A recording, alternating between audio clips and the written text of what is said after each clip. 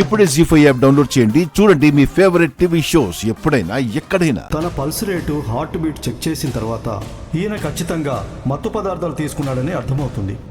బూచి అన్నే ఇంటి బయటికి వెళ్ళేటప్పుడు ఎంతో నార్మల్గా ఉన్నాడు, కానీ ఇంటి లోపలికి వచ్చేటప్పుడు మాత్రం చాలా తేడాగా వచ్చాడు. సో ఏదైనా జరుగుంటే ఇక్కడే బయట జరుగుండాలి. అవును దాత్రి, అది కూడా కేవలం 15 minutesలోనే జరిగి ఉండాలి. అవును, ఒకసారి మనం ఈ చుట్టుపక్కల వెతుకుదాం. ఏదైనా క్లూ దొరుకుతుందేమో చూద్దాం. నేను ఇటువైపు వెతుకుతాను. నేను అటువైపు చూస్తాను.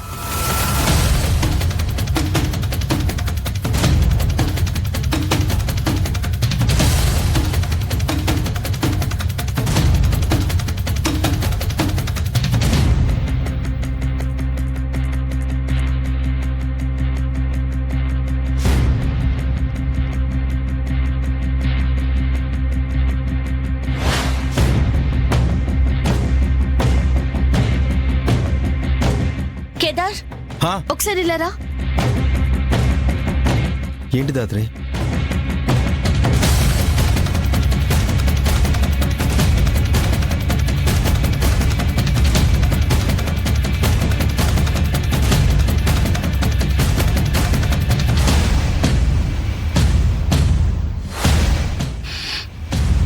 ఈ స్మెల్ చూడు ఒకసారి, ఏదో మత్తు పదార్థంలా ఉంది.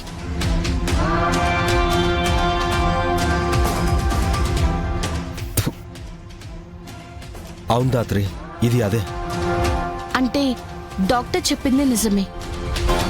అన్నయ్య మత్తు పదార్థం తీసుకున్నాడు, అందుకే అంత విచిత్రంగా బిహేవ్ చేశాడు. బాబా అంత అగ్రెసివ్గా మాట్లాడడానికి కారణం ఈ మత్తు పదార్థం అన్నమాట. అవును కేదార్, అయినా ఈ మత్తు పదార్థం ఇంట్లోకి ఎవరు తెచ్చినట్టు? బహుశా యువరాజ్ తెచ్చుంటాడంటావా? లేదు, నాకు తెలిసి యువరాజ్ ఇంటి దాకా తీసుకొస్తాడని నేనైతే అనుకోవట్లేదు. మరి ఎలా వచ్చినట్టు? తను నా ఫ్రెండ్ అమ్మా, నిన్ననే దుబాయ్ నుంచి వచ్చాడు. ఇందాక ఎవరు యువరాజ్ తో పాటు వచ్చాడు కదా, టోనీ. అతను ఏమైనా తెచ్చుంటాడా? నాకు కూడా అదే డౌట్గా ఉంది దాత్రి.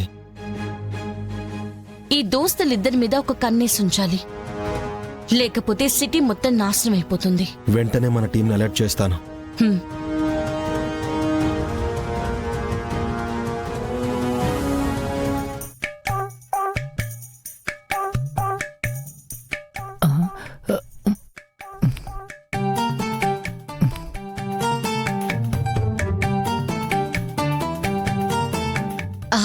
అన్నయ్య, ఇంకొకసారి గుర్తు తెచ్చుకోవడానికి ప్రయత్నించు.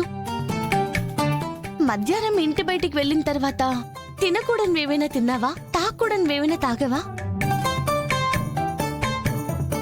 వామ్మో, ఈ సిస్టర్ ఏంటి నన్ను స్వాతి ముత్యంలో కమల్ హాసన్లా తగులుకుంది. పొర్రపాటు నా పొట్టంలో ఉన్నదాన్ని తిన్నానని చెప్పాను. ఇటు నా పెళ్ళం, అటు నా అత్త నన్ను కాకులా పొడుచుకొని తింటారు. అది మాత్రం చెప్పకూడదు. ఏమో సిస్టర్, నాకైతే అస్సలు గుర్తులేదు. అది కాదన్నయ్య, ఒక్కసారి గుర్తు తెచ్చుకోండి. ఏయ్, ఏంటి నీ నసా? అన్నయ్యని తిండి కూడా తిండివ్వవా? గుర్తులేదు అని చెప్తున్నాడు కదా. ఆ దరిద్రాన్ని మళ్ళీ గుర్తు చేయడం ఎందుకు? వదిలేసాయి. జీ5 యాప్ డౌన్లోడ్ చేసి అన్ని ఎపిసోడ్స్ పూర్తి ఉచితంగా చూడండి.